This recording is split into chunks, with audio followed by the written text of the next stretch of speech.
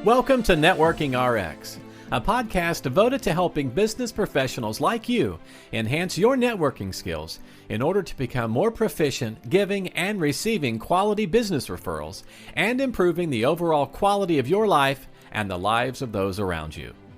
The Networking RX podcast is a production of AmSpirit Business Connections, an organization whose mission is to empower business success through networking.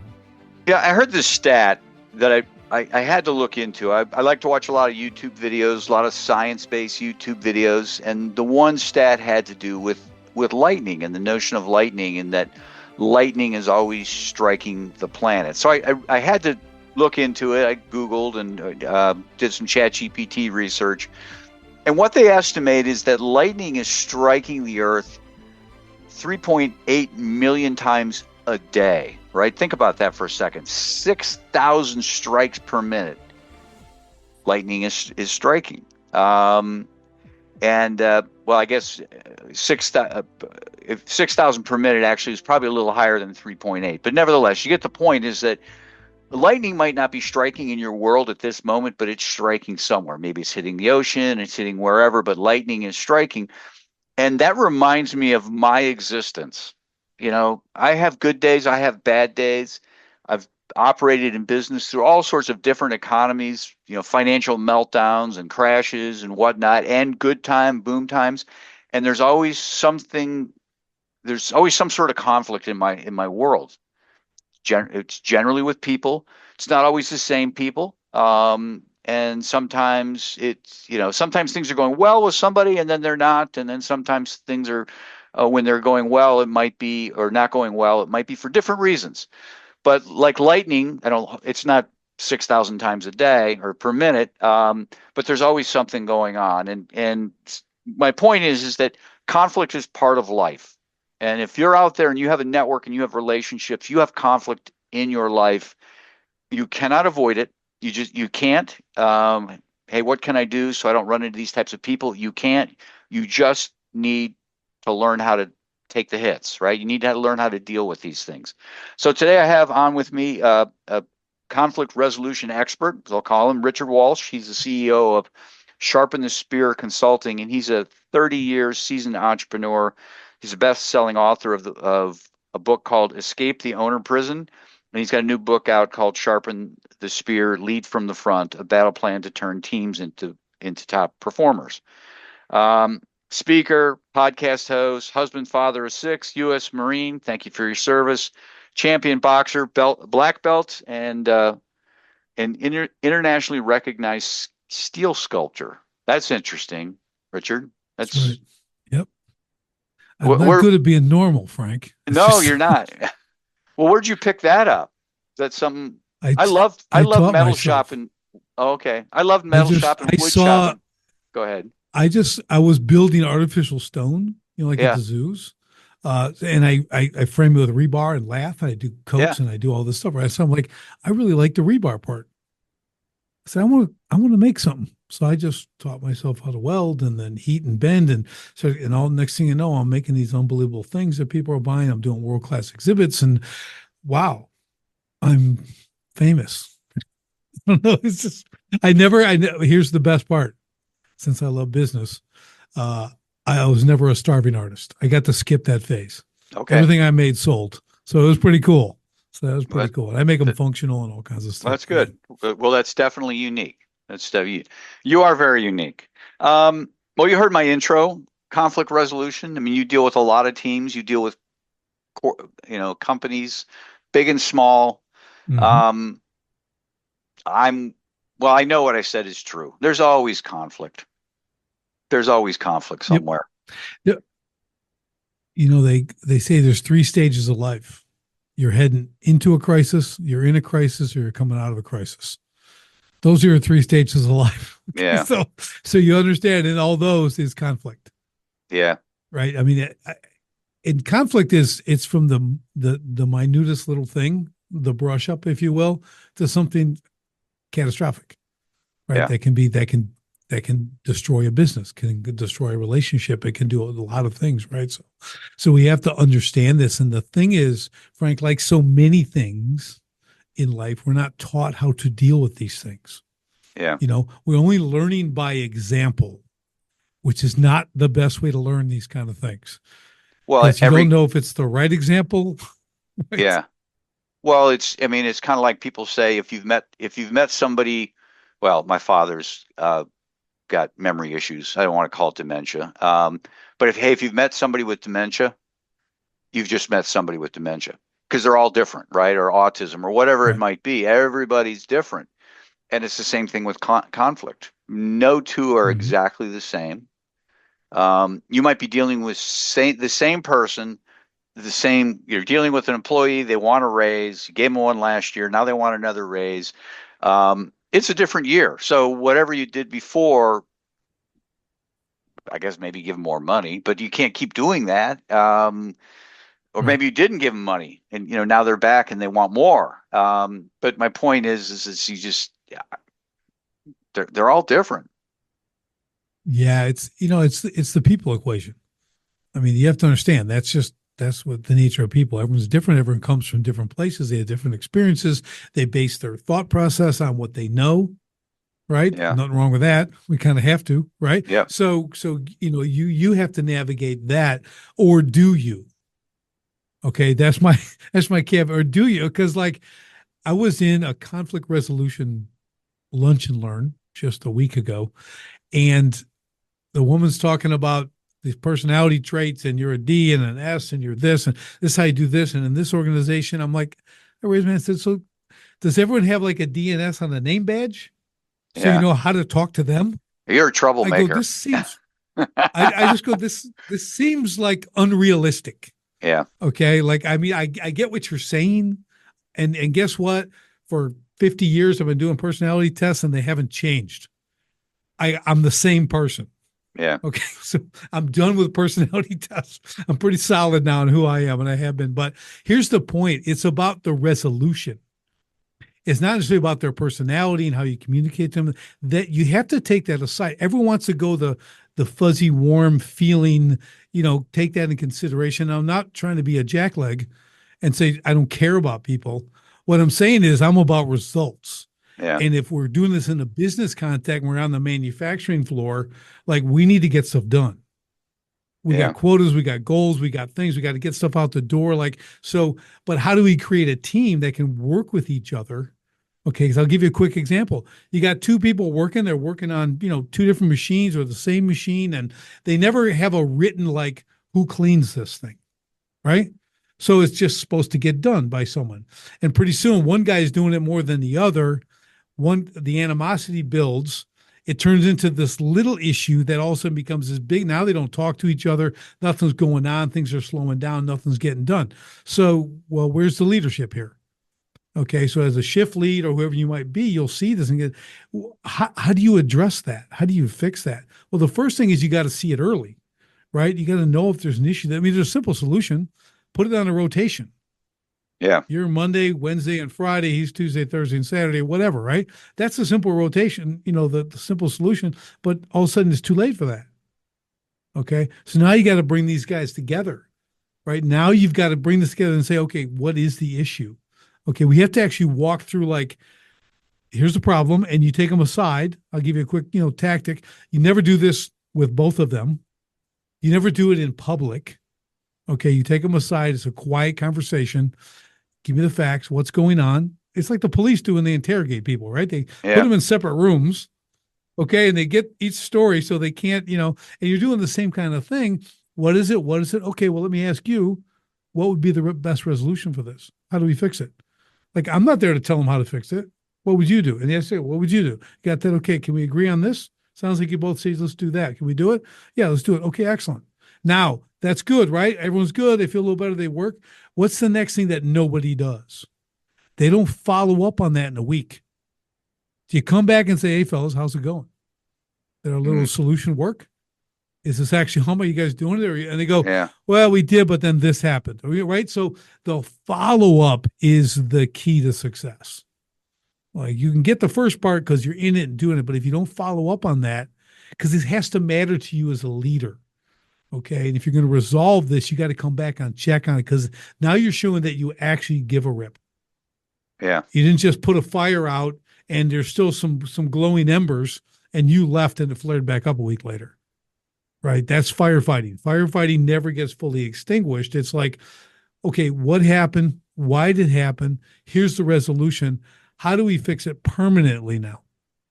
Okay, so what's the permanent fix? Where did this go wrong? And there wasn't a schedule. So now things have to have a schedule. These rotations have to be in place, right? So that's just a nutshell kind of overview that you can apply to almost any situation. It doesn't matter what the business is. You could be real estate people. You got a brokerage and you got 9 real estate agents. I can only imagine what that can happen, right? Yeah. Like Yeah. there's all that, right? And the stuff tends to fester. If you don't get to it right away, Frank, that's what people admit. They're not looking for the clues. They're not dialed into their people, and you catch it early and take care of it immediately. Huge difference.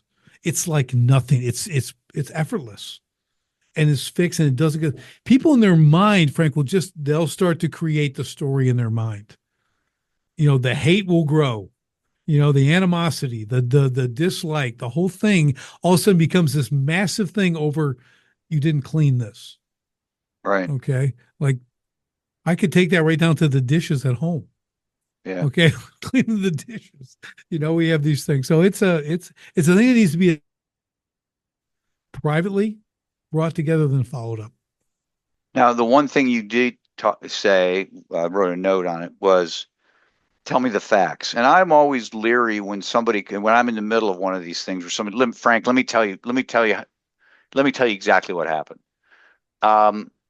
And maybe this is not the approach, but I'm always like, I just want to remind you, you're going to give me your perception of what you think happened, just to try and frame it, because all of a sudden you have two sides who see the exact same thing totally differently. And it's entirely possible that can happen. So here's the beauty. Yeah, okay.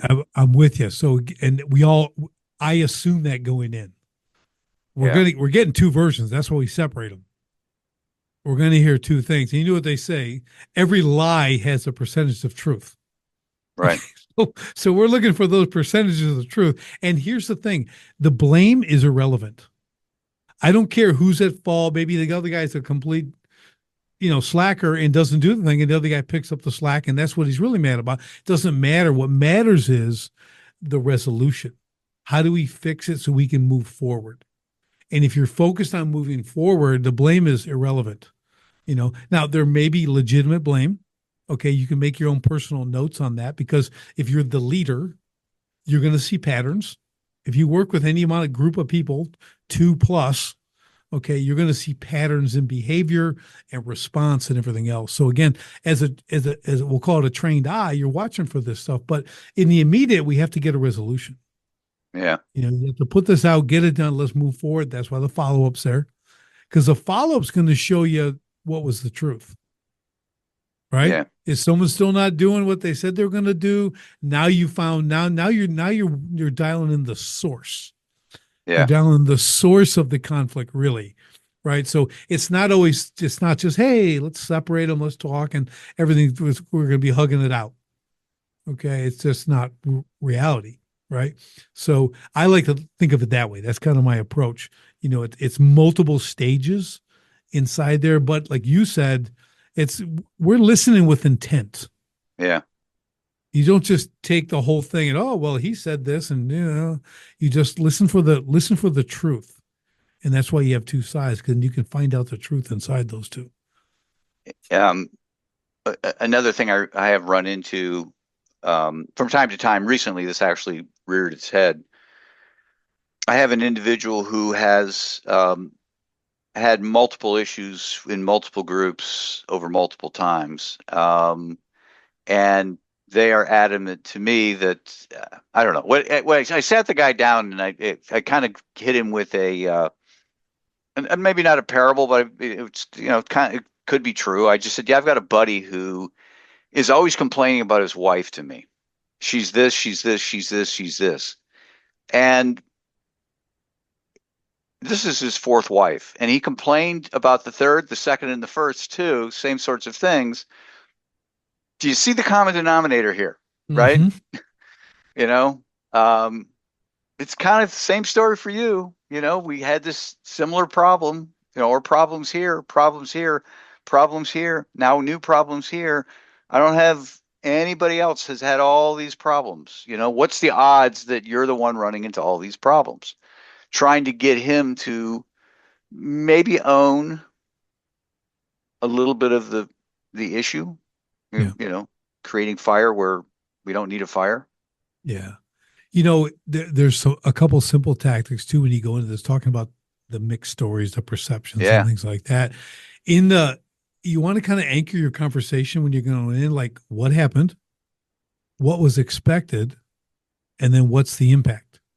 Like if you can just go like, because we want to get rid of the feelings, we want to stick to facts, like we said in the beginning, but sometimes that's difficult. But if you can, what happened, what was expected, what's the impact, right? So stuff not getting cleaned or whatever it is, right?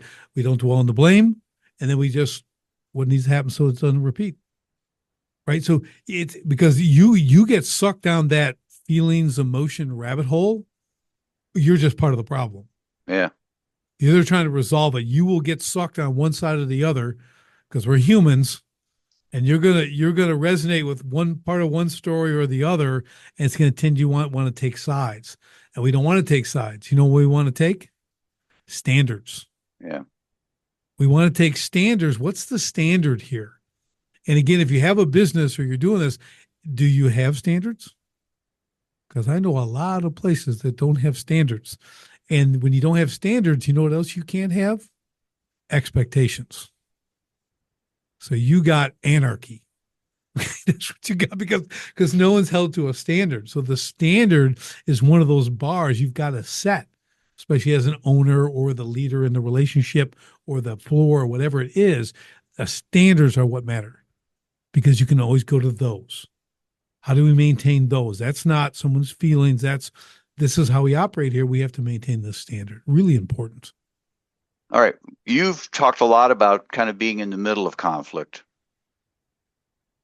A lot of people out there are probably thinking, well, I'm just in the conflict and there is no middleman. And a lot of times that's what will happen, right? I mean, if you're having a conflict with a vendor or you're having a conflict with perhaps an employee, where there is no middleman other than perhaps going to arbitration or mediation or actual court. What are some thoughts on dealing with conflict where it's like, it's just up to me. I've got to figure this out. I have a vendor and he is always late, right? Or I've got a client and they're always late to pay, and I need to deal with this. Yeah, and I'm going to just jump back really to the last thing, standards. What's the policy? Do you have like payments, like payables and receivables? What's the policy? I have to set it. Here's something I did in my water feature business. Okay. So, and we do stuff for $10,000, $20,000, $50,000, $100,000. We're building. Okay. So I get a deposit. We start the work. Then there's progress payments, and it might be every third day we're getting another check because it takes, 6-7 days to do the job or 2 days. So I had to, people tend not to be home on the day for the progress payments. And they owe me $7,000 and I don't get the $7,000 check. Well, I have cash flow issues if I don't get that money. I got people who work for me who want to be paid. I got other vendors that want to be paid, right? So I had to do this with the retail customers. I said, so here's the progress payments. This is how it looks. So here on the 7th, Tuesday the 7th, we're going to be ready for that. We'll let you know. Make sure we're on schedule. So and Jesus was my foreman, I go, when Jesus gets to the job site, he'll come to the door and to collect the check. Now you can put it on the door if you want in an envelope. You don't want to be disturbed, but it'll be like 7:30, or he'll knock. And I say, if we don't have the check, we're going to have to leave. And if we have to leave, we're not coming right back. So you could come and pay me later but we've gone and started another job. So you're going to have a half-finished hole in the ground, okay? And we'll be taking care of our other customers. And I know this sounds harsh, But in good faith, we are experts at what we do. We stay on point, on schedule, and we get this done. And we just expect the same from you. So if we can agree upon that in the beginning, this is going to be the most amazing project you've ever seen. And so I do that and set the expectation. Here's our standards. Here's how we operate. And it was awesome. So I learned stuff like that. Like, how do I prevent not getting paid? Because then you got the other guy who will stand, look over your shoulder the whole time you're in work. You get done, turn around, and he's gone for 2 weeks. It's time to get paid. So we all have our stories, right? Yeah. Well, I like that approach, because what you're doing is it's not, hey, I need my money. It's that money impacts other things. Mm-hmm. You know, getting supplies. I can't get supplies. Yes. I can't get, well, people are almost like supplies. I can't get the people here. And so there's a consequence to not paying. There's another great simple thing you can say too. Say, listen, I promised my wife I'm not going to run this business with her money. And she just didn't look at it and they're like, oh, I get it. Okay. Yeah. Like, so when you're not paying me, I gotta, it's, or it's food out of my children's mouths. You can go to that level too. Right. It's like, I have kids to feed. I have 6 kids I got to feed, can I get paid? But you don't go to that. But I'm saying the mindset is like that, not using my wife's money is a great one. Yeah. So if you're a builder or something like this, that's a good one because it's nice, but it hits home. Yeah. For people, they get it, So again, if you can be out front with this stuff, if you can set a standard, have expectations, lay them out clearly, enforce them, you have to execute on these. You can't let it slide. Yeah. There's something I always tell people, Frank, I go, and it sounds obvious. I say, never say no to money. What I mean by that, hey, can I get you a check? No, I'm okay. I'm working out. I'll pick it up from you later. Like, never say that. Okay. If they want to write you a check, write a check. Yeah, I agree. So it's just, it's help them help you. Yeah, no, yeah. Why? The money. I just had this conversation with a franchisee. Somebody wants to join. Why are you putting them off a week? Why? It doesn't make any sense. They've cleared every hurdle. They're ready. Go. Yep. It's what I tell people. I go, when someone calls your business, they're never more interested than that moment. Yeah. So if you don't pick up the phone, chances are you just left a bunch of money on the table for someone else to take. Yeah. So figure it out. Yep. All right. Well, let's shift gears here, Richard. Let's talk about your business. Obviously, you're a best-selling author. Speaker, got a podcast. People listening, certainly they can buy your books, Escape the Owner Prison, and the new one is Sharpen the Spear, Lead from the Front. Nobody makes money selling books unless your name's Hillary Clinton. That's Clinton. Right. That's right. James Patterson or someone like that, right? Yeah. The big hitters. So it's we don't write books to make money. No, but talk about your work and how people can help you, how they can get a hold of you. Awesome. Yeah. So I do a lot in the manufacturing space. I do frontline leadership mastery. So I'm really working with the blue collar line, really down that in repairing profit leakage. Okay. So yes, I'm training the front line, but if you jump to the C-suite side, I'm creating massive ROI. Okay. Because those leadership gaps and those capacity gaps on the floor are where the money's just draining out. So it literally, if we fix it, it becomes pure profit for a company. In the businesses, same principle, right? So we help them. There's a lot of profit that businesses leave on the table. Whatever your margin is, it can be a lot better. Guaranteed. I've met no company that I couldn't help, whether they're doing 30 million a year, 50 million a year, or 700,000 a year. It doesn't matter. It's all there. The money's there. And it's hard for people to pay attention to it because they're trying to run the business.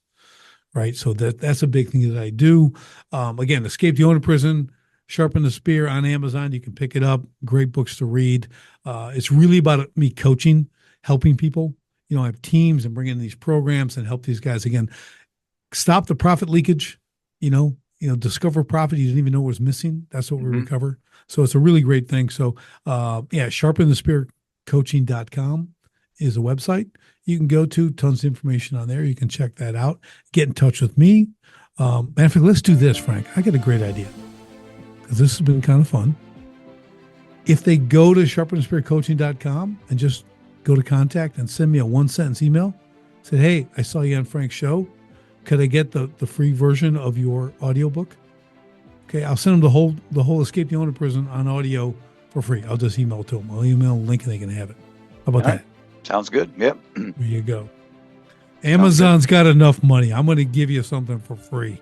All right. Sounds good. Well, I appreciate your time today. Thanks for all the insight. Awesome, Frank. Thanks for having me. I appreciate it. Thanks for joining us on the Networking RX podcast. Please put what you've learned into action today and let us know if you have questions, comments, or ideas for future topics. You can email them to us at podcast@amspirit.com. That's AMSPIRIT.com. Finally, so you never miss an episode, be sure to subscribe to the Networking RX podcast through iTunes, Overcast, or however you receive your podcasts. Now get out and network with someone. The Networking RX podcast is the copyright production of AmSpirit Business Connection. All rights reserved.